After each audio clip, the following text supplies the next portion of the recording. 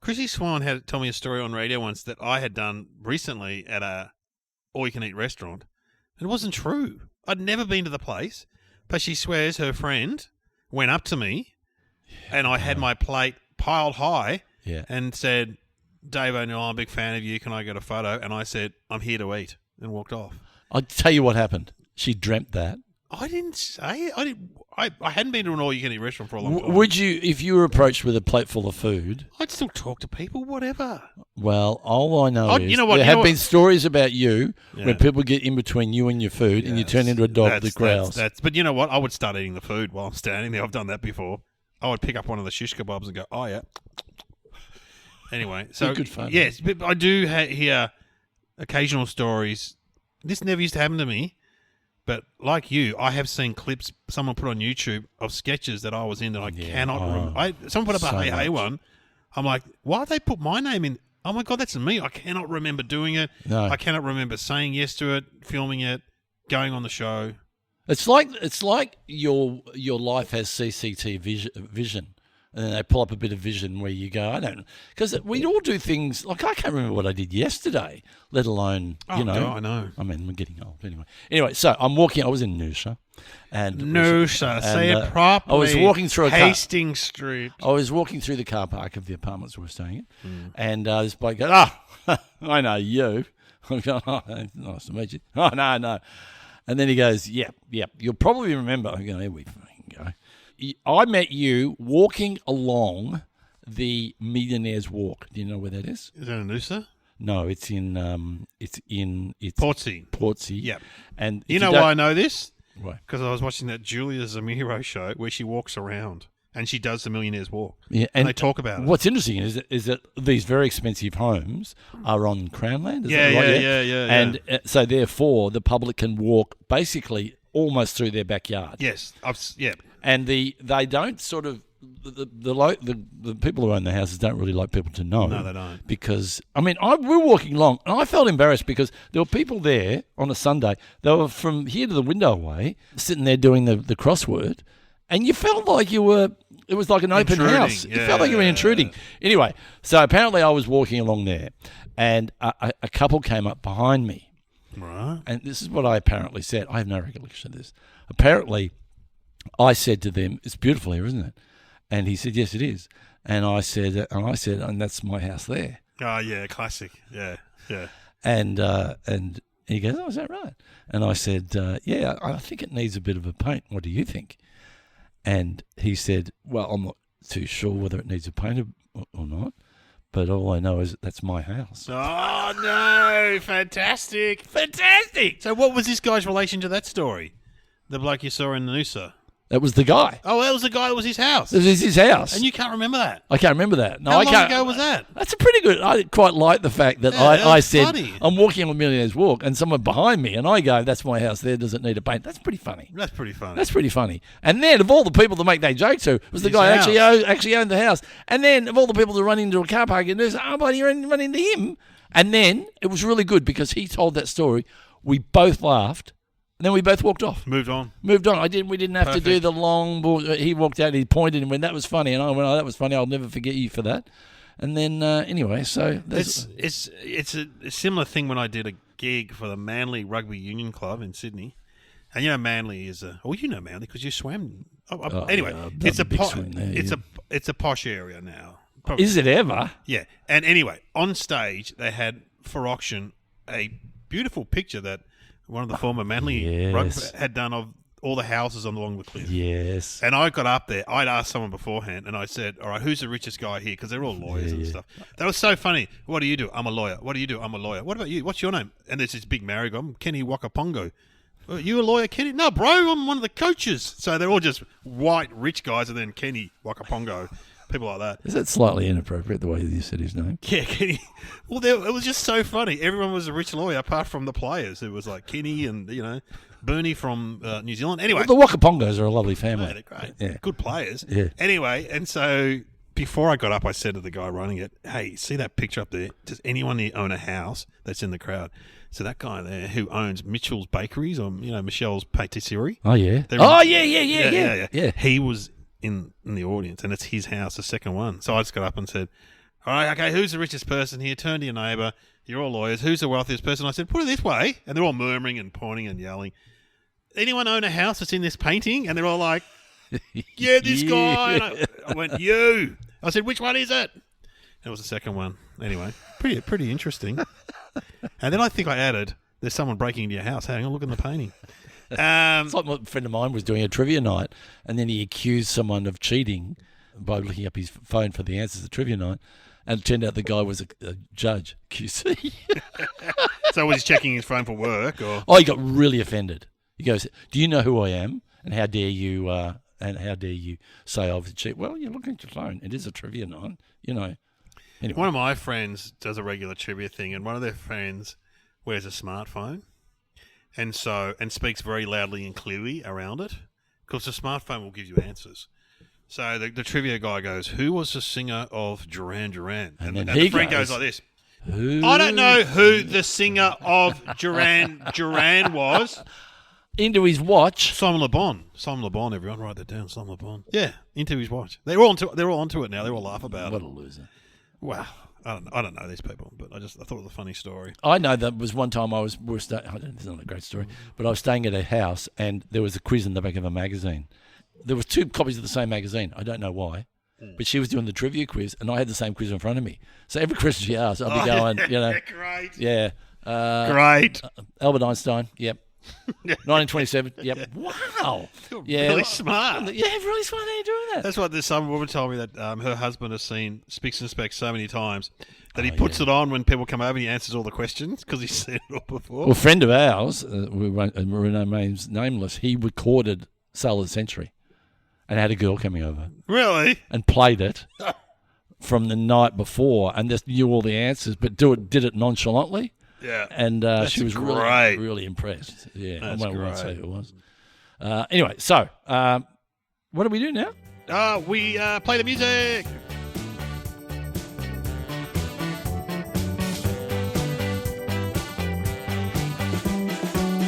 Welcome to Somehow Related Now. Please welcome your hosts Glenn Robbins and Dave O'Neill.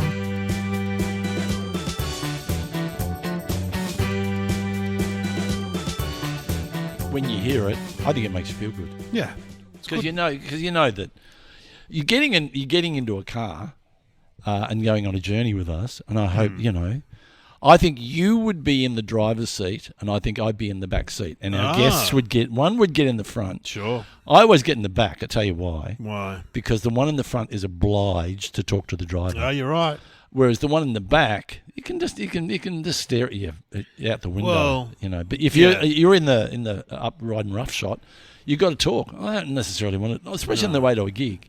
I'll always choose the back seat. When I'm doing Russell Court, I always say I'm in the back seat. They go, no, but you're Russell Court, you got to be in the front. I don't want to be in the front seat. No. Yeah, you're right, in the front. When I've been in a cab with you, I always sat in the front, actually. Yeah. Because I don't mind talking to the cab Because driver. you're a good talker. Small talk's one of my great things. Yeah, you got the energy. One of my for it. strengths. What? Anyway, so we get 2 topics on this podcast. Yeah. Got to work out how they are related. Should we just get the topics? You always say that. Should we get? Well, we waffle on a lot on this podcast. You call it waffle, do you? I call it fascinating insight to life. People call it content. Is that what they call it? Content. Content. I don't know. We're content providers, Glenn. Don't you know that?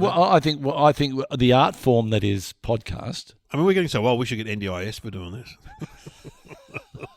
Do you reckon we'll do this One of my to the friends, nursing home days? possibly. One of my friends wanted to go to the grand final. Noddy. This is true. True story. So his brother is disabled. Was in an accident a long time ago in high school, actually. Okay. Anyway, Steve-O wanted to go, so he could get a disabled ticket, Steve-O.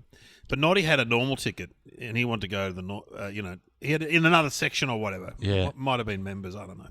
And so he got his mate, Ito, to go along as Steve's, because they've got to bring a person with them, like a carer. Yeah. And Ito got paid by NDIS. To go to the footy. To go to the grand final and see his team Collingwood win. Yeah. Imagine that. Yeah.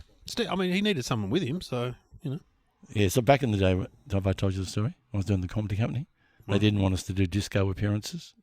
Oh, yeah, nightclub appearances. Yeah. Because they didn't want it to bring down the characters. What? And they said to me, we're going to give you a large amount of money to not do the gig. Oh, really? Yeah. Fantastic. So I just turned. I went to a meeting and I went. I made a lot of money just then. Yeah. For not doing anything. Oh, I love Yeah, it's great when you get when you it. Get money for doing nothing. Yeah. Anyway, All right. what are? We should Can I get- say? Because you normally say it. Yeah, go on. Yeah. Hi Sam, Glenn here. I don't normally say this, but could we? See, I'm a bit more polite.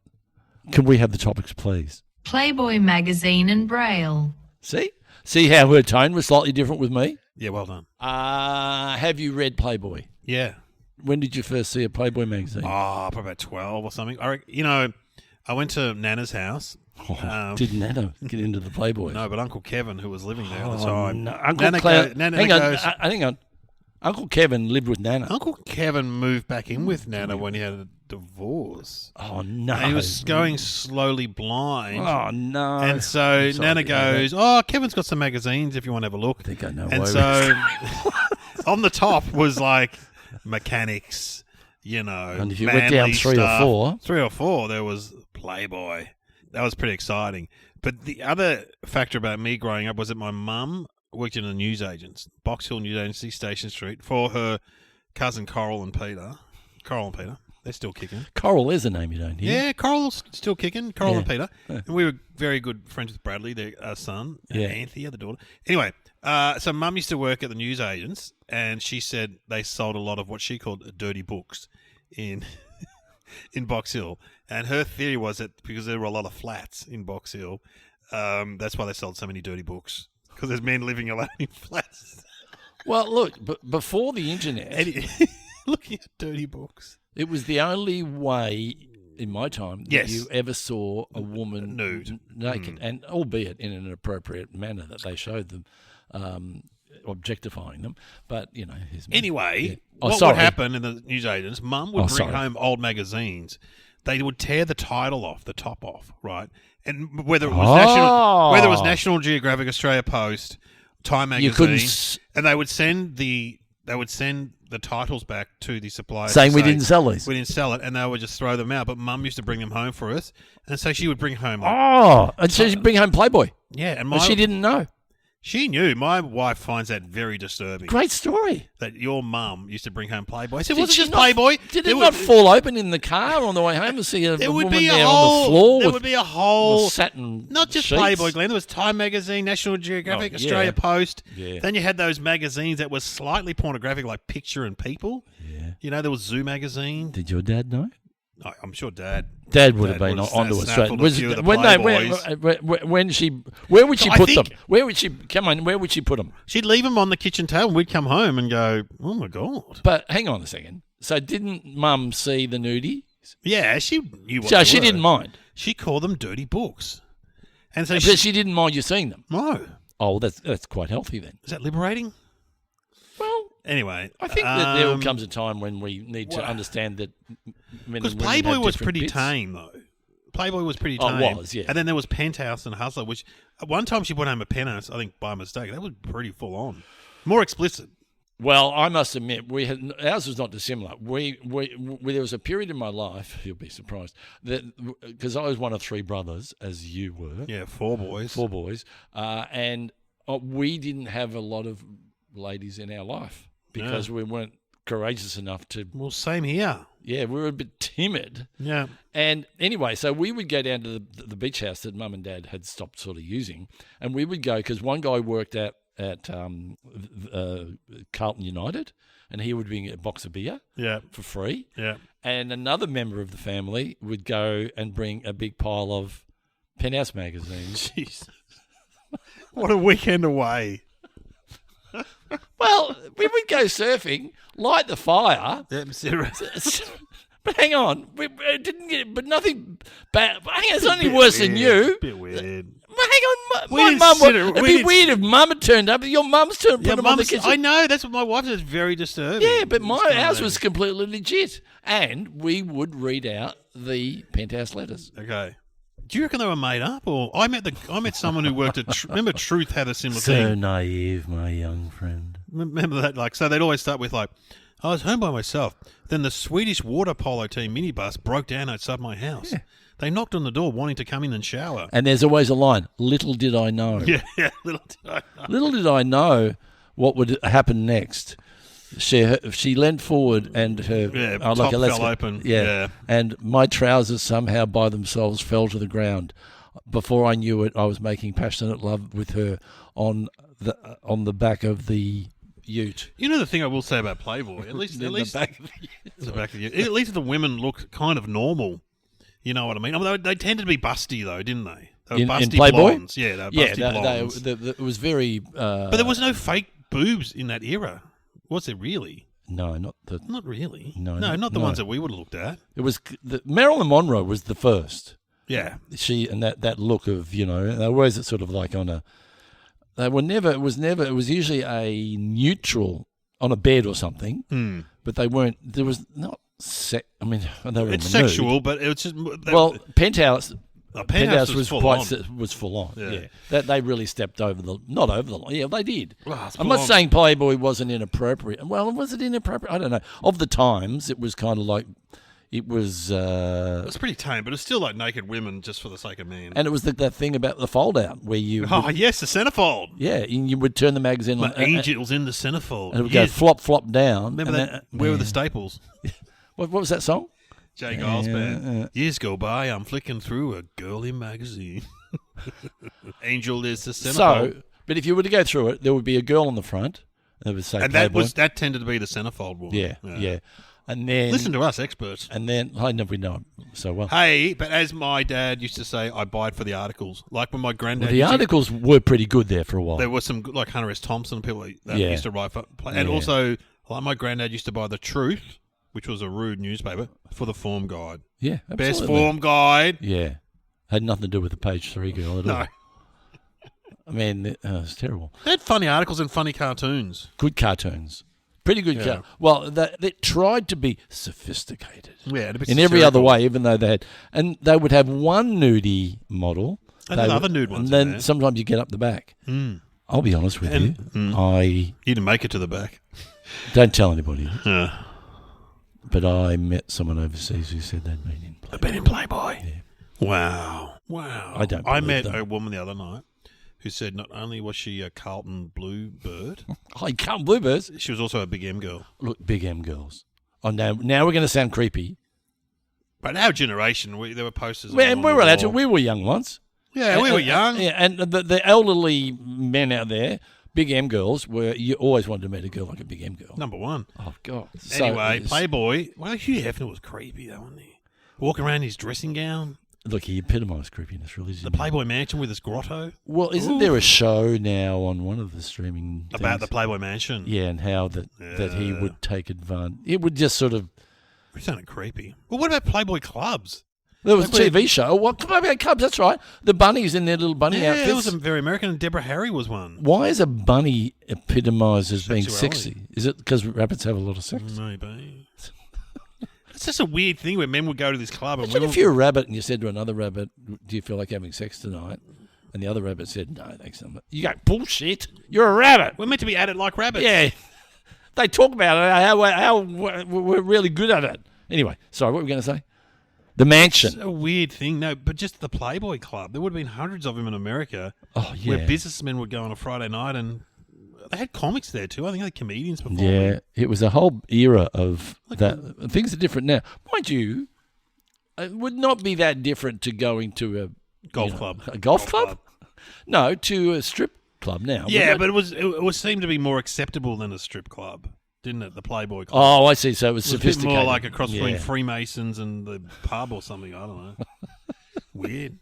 It's a weird time. But it was the magazine was huge. Oh yeah. And then it went on to have an Australian version. Yeah. Hang on. Let's try and think of some famous people. Elle Macpherson? Yeah, she would. Did she do a nude spread? Pretty sure. Bindi Paxton from the Paxton family. No. Remember the Paxtons? They were on Current Affairs. She was the one that wouldn't get a job. Wouldn't get a job. And she did a nude spread for... Yes. Playboy. Oh, really? Bindi Irwin. No, that's wrong. Danny Minogue did it? What? Yeah. Danny Minogue? Danny Minogue did it. You sometimes see them at Trash and Treasure Market. Guys sell old copies, and you pick them up and you go, "Oh, that." Did Sophie Lee do it? Oh, I think really? I think so. Yeah. Kate Sobrano. Kate Sobrano. I'm reading this off the phone. Is this from your personal collection? I'll just go through my file now. Kiss me passionately. That was Kate Sobrano. Well, if you were Elle Macpherson, you'd go. much money You do hear they a lot of get? people a lot of women would say, if I can get into Playboy, it will raise my profile. They would do more for their profile than damage their profile. Whereas nowadays, it would probably damage your profile if you do something inappropriate like that. Oh, incredible. Yeah, I mean... Any other names? Any other names you want to throw at me? Well, what about some of the famous ones that did the American version? Marilyn Monroe. I'm looking at this on my phone. Here we are. I've got... He's staying on his phone, but, personally. Here we go. Lindsay Lohan did it. Oh, my God.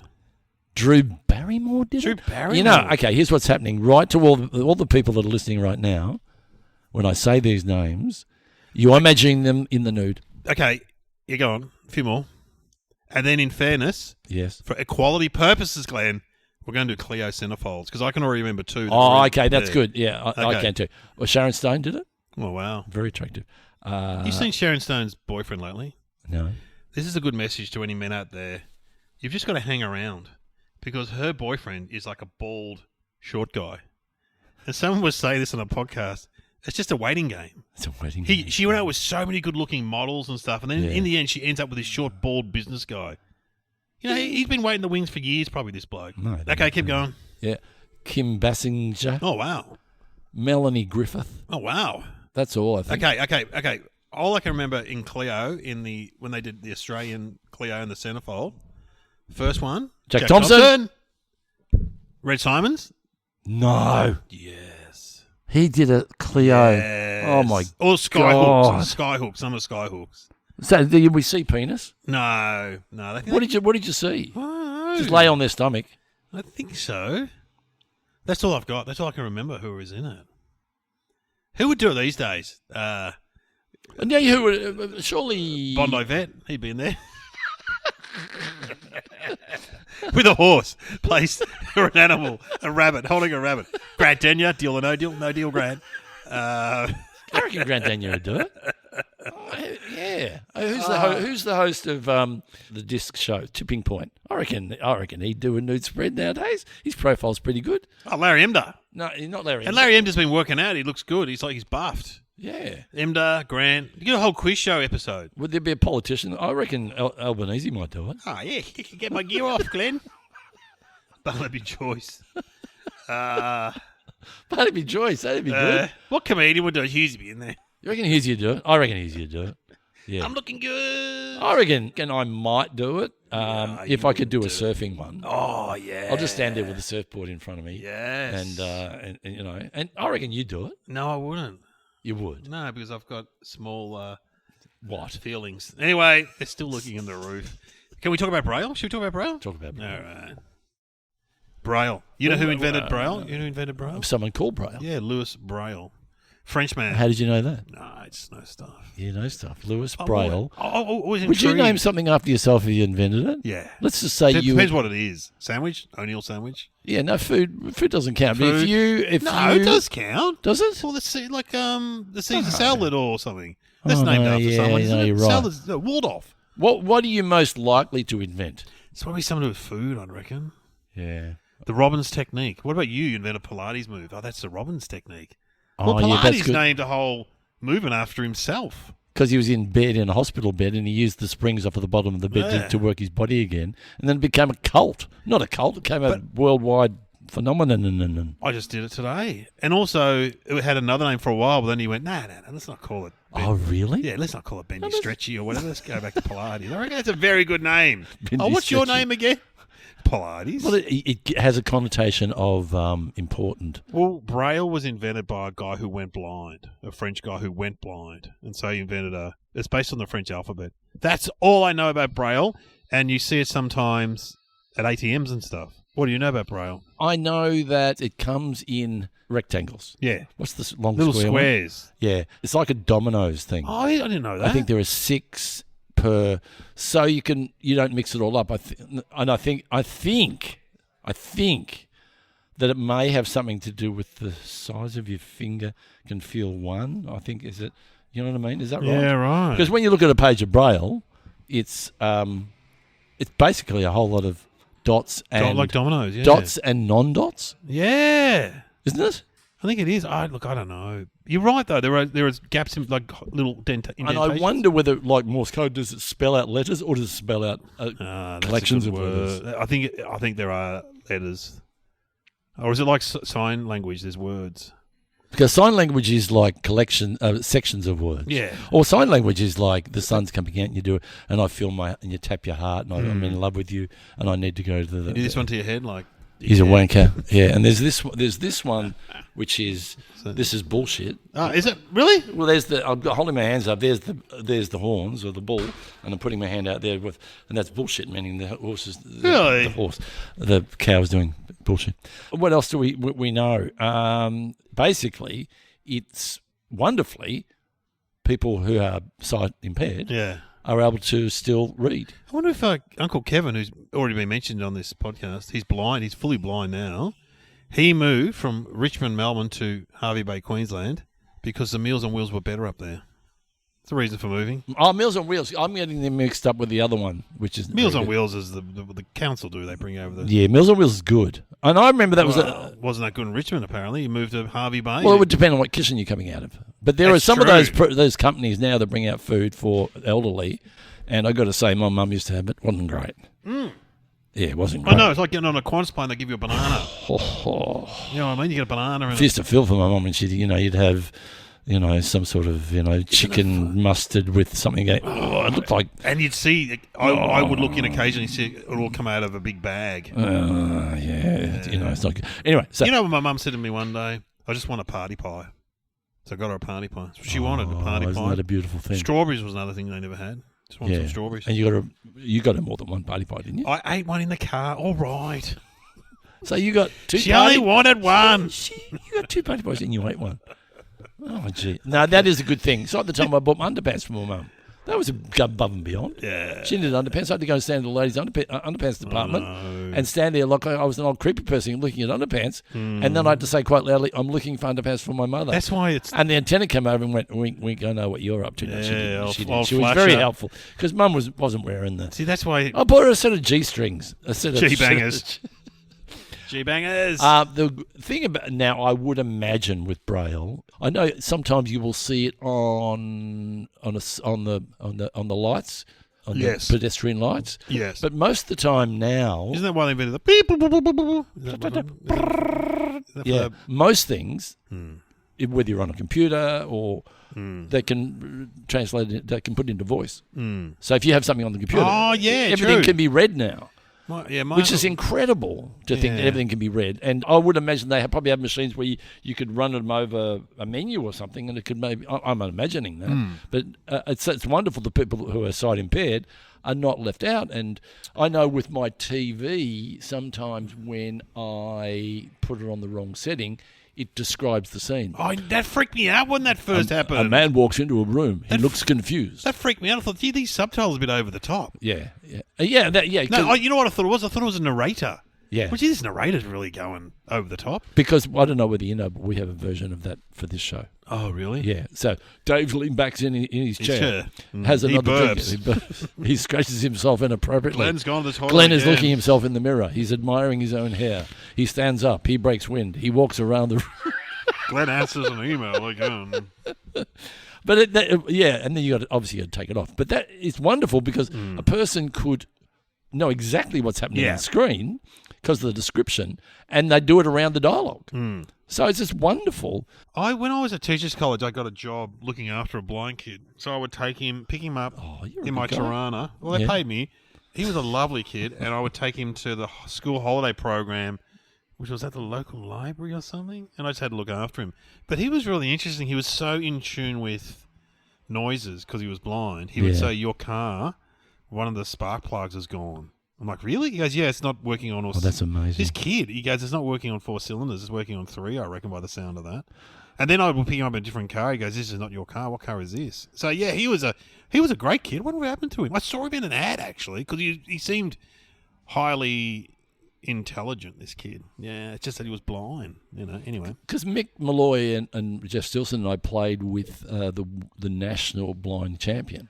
Played golf with him, sorry. Oh, yeah. And he beat us. What? I'm serious, he beat us. He played off 18. Does he have a ball that makes noise or something? Or No, he would have a caddy, and he knew from the sound when you hit it. Yeah, how good it was. He knew how good it was. He knew how far it went, and he knew because he knew the golf course so well. He could say it's up on the left-hand side of that hill over there. Yeah, so I remember they have blind cricket and they have a ball that ball that rattles. Yeah, a ball that rattles. But I may have told the story before because with Jeff Stilson, No. he hit the ball You into. haven't told this before. He hit the ball into the bushes, right? Not the bushes, but you can still walk around in the rough area. Anyway, so we all hit our balls up the middle, and we all go over to look around for Jeff's ball, and the blind guy finds it. You haven't told everyone before. Finally, golf's interesting. The blind guy finds it with his foot, and he goes, and Jeff, being the person that he is, turned to him and said, "Is it an Optima 3?" And I go, Jeff, he's blind. He can't. He's found the ball. I think that's impressive enough. You don't need to ask him what sort of ball it is because he really can't see it. But anyway, yeah, it was amazing. And then when he was on the green, he would, if he had a putt, he would just walk up and down the putt, up the line of the putt, and he could tell the contour purely through his feet.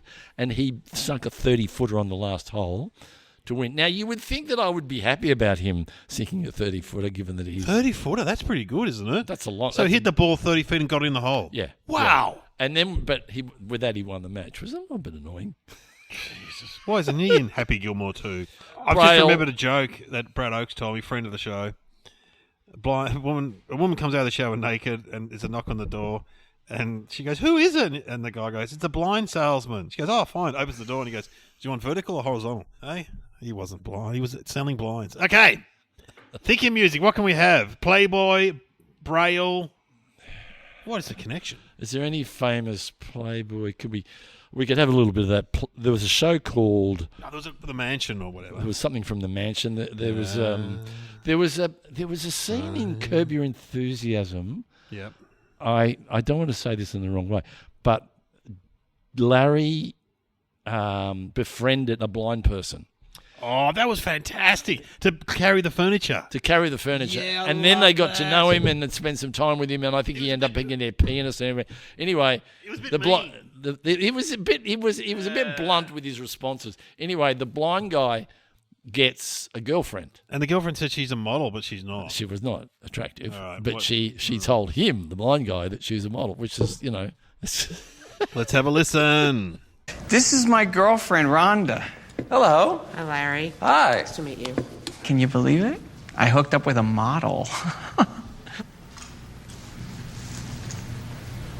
Boy, you lucked out.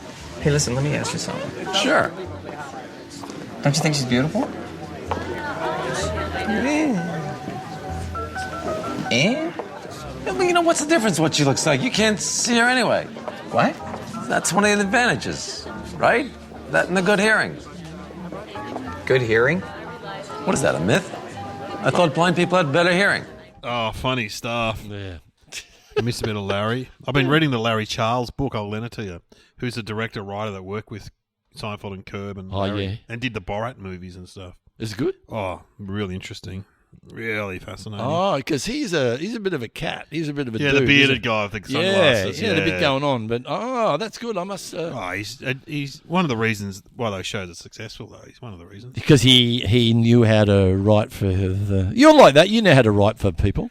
Yeah, sure. Yeah, I'm writing on the new Glenn Robbins show. You got to get the voice. I mean, he was big on Seinfeld. Yeah, Larry Charles. Yeah, and then he did Curb and Borat. Did he do Curb? Did he? Yeah. Yeah, right. Borat too. Working with that guy sounds interesting.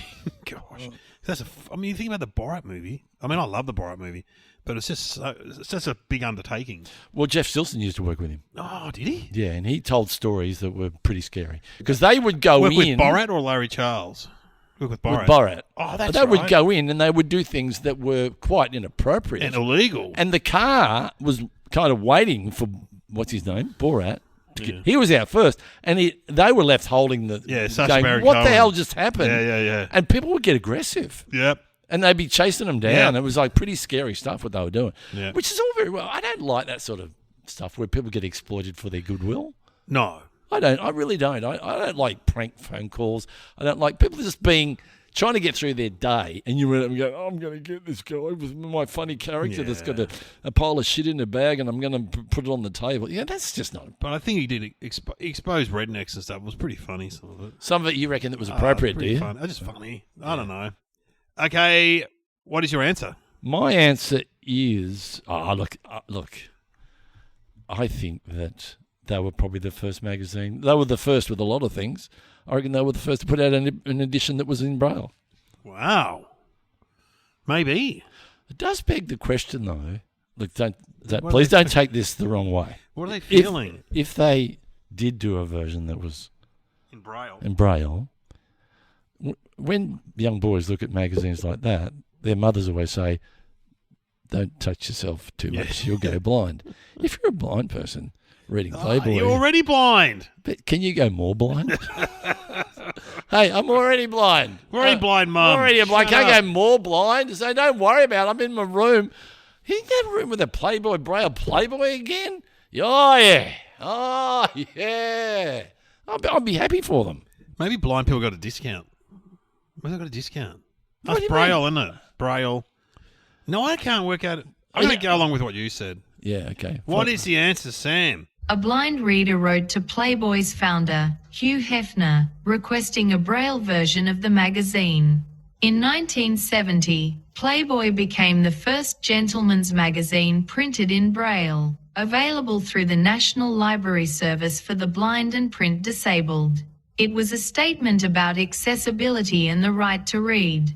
Thanks to Rob Caldwell for sending in this week's topics. Oh, thanks, Rob. We know Rob.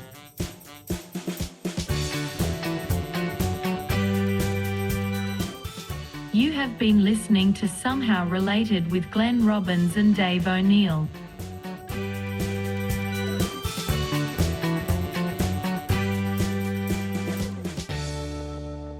Geez, I was looking at Rob Caldwell's work the other day. Geez, a fine artist.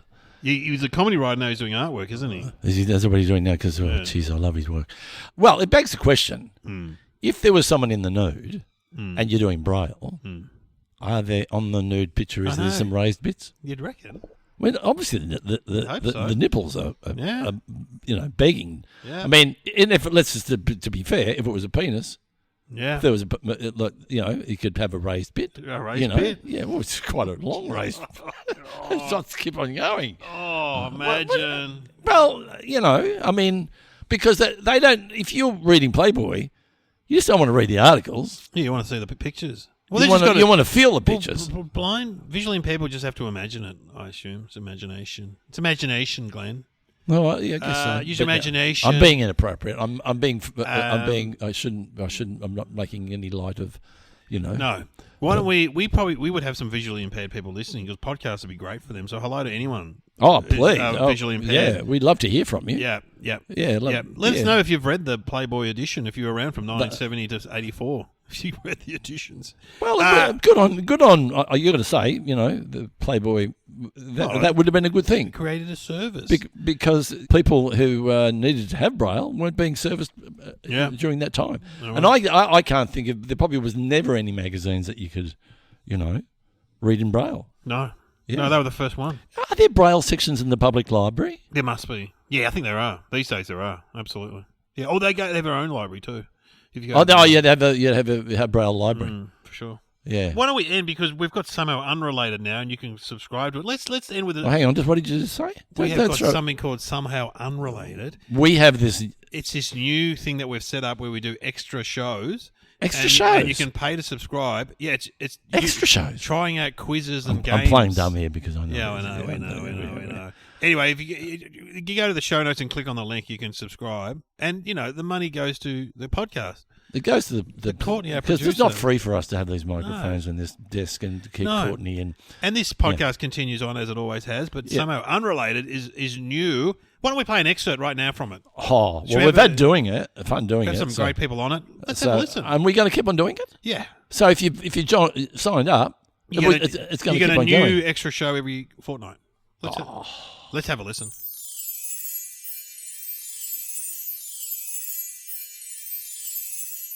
Thanks for subscribing and welcome to Somehow Unrelated with Glenn Robbins and Dave O'Neill.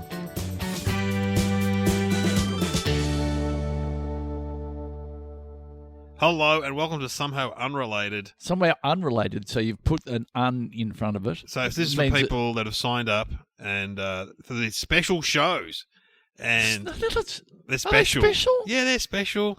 They're special. Well, they're not. They're not on a normal feed. You got to become a member. Does it make you special to listen to it? Yeah, definitely. You're part of a special club. Elite, Cult, elitist, sex cult. Anyway. Our guest today is Ben Lomas. Hello. Ben Lomas, hello, a man that we know and love for such a long time, and we get to share. Nothing from this guy. Oh, yeah, a comedian, writer, actor. Well, I did. I worked with Ben the other day, and I'll be honest with you. You came into my dressing room. Yep. And you said, when they hear that, because I was on the 100. Yes. With Hamish Blake. Yes. Sophie Monk. Yeah. And me. You said when you come out, they're going to go nuts. And I'll be honest. You thought more nuts than Hamish or less nuts than Hamish? Well, I came out first, I think, and I went, no, that wasn't very. But you can imagine for me, as the warm-up comedian, knowing that those two are on, yeah, laughing. I didn't have to do much. Yeah, because Hamish talks a lot, and you're a big star. Well, I can just surf Hamish. But anyway, yeah. I got to say, I was a little disappointed that. Yeah, I know. But you know what? That happens. But Ben Lomas is. And they were the same for Hamish. He's a comic, but and then they went pretty big for Sophie. Yeah, maybe because she's on there all the time. Yeah, that'd be it. Or it's because she's the the co-host. Yeah, she is effectively, So and she's fantastic to work with. Yes, as are you. And Ben does a warm up on a lot of shows. Yes. Do you mind talking about it? No, I don't mind talking about it. I always do. Yeah. How many? So you do Spicks and Specs because I've been on that. Yes. I've seen you there. You do this. He does this great thing. He's nailed warm up because warm up can be hard. It can be hard, but if you love comedy as much as I do, and you like to perform for 13 hours a day. Well, that's the thing. You got to keep going. And a lot of that would be crowd work. Yes, talking to the people. Nearly all of it's crowd and work. often it's that thing. It's kind of like a moat. Sometimes I find they don't want to look at you, but they want to look past you. They're looking to. You've got sitting behind you, Mick Malloy, Sam, because you do the front bar. Yes, which is the best show on TV, as well as. Do you do? Have you been as well? Have you done? Yeah, occasionally I share that with someone else though. Yeah. The thing is, and I know when I used to do it for. I used to be warm ups for. Blankety blanks. No, really? Yeah. Not Graham Kennedy, blankety blanks. No, Shane Bourne. Shane Bourne, Shane blankety Bourne. blanks. That's amazing. Cyril said. Yeah. Well, I did warm up for. Fuck, it was hard. Yeah, it's hard. I did warm up for. You guys are unbelievable. Great way you do it. I don't do it, but I did warm up for Ernie and Denise once. Oh, that was hard. Really? Hang on. Was there an audience for Ernie and Denise? Yeah. It was a daytime show though, live daytime show. Yeah, daytime audience.